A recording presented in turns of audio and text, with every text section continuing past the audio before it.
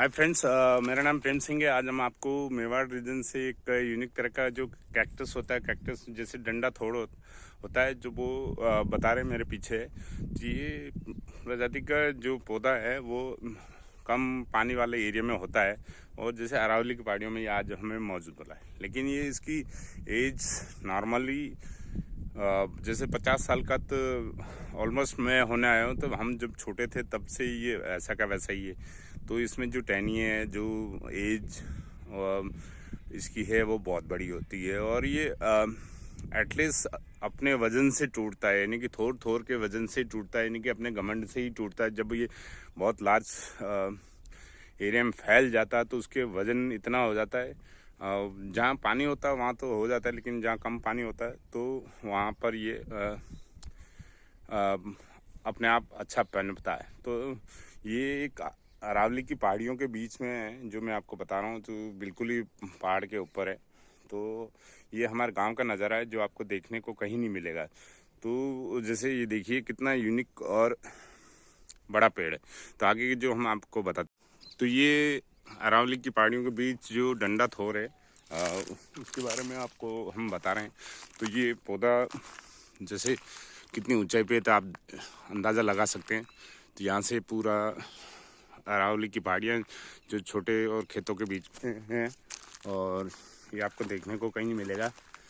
तो ये इसकी एज बहुत ही मुश्किल नापी जाती है। ये कम से कम 15 से 20 फीट का है और इसका कम से कम 20 फीट के एरिया में ये फैला हुआ है, आप देखें। और हर जॉइंट से आप पता लगा सकते हैं कितने साल का है। तो एक साइड्स में जैसे जॉइंट्स होते हैं आपको पता लगेगा।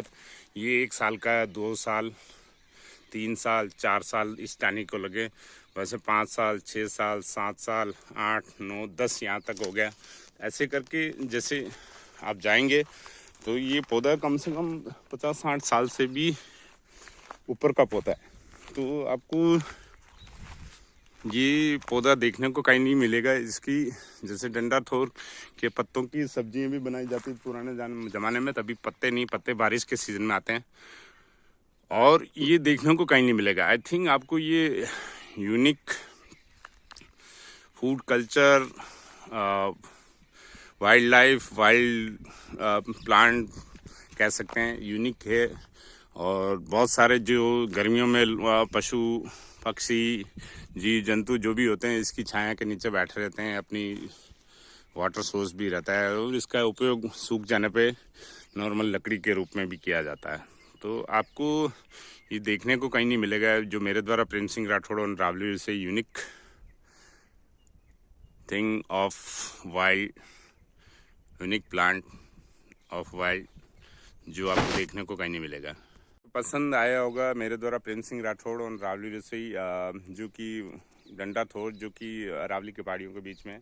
Thank you for watching and sharing Aravalli रसोई unique plant of the desert. Thank you.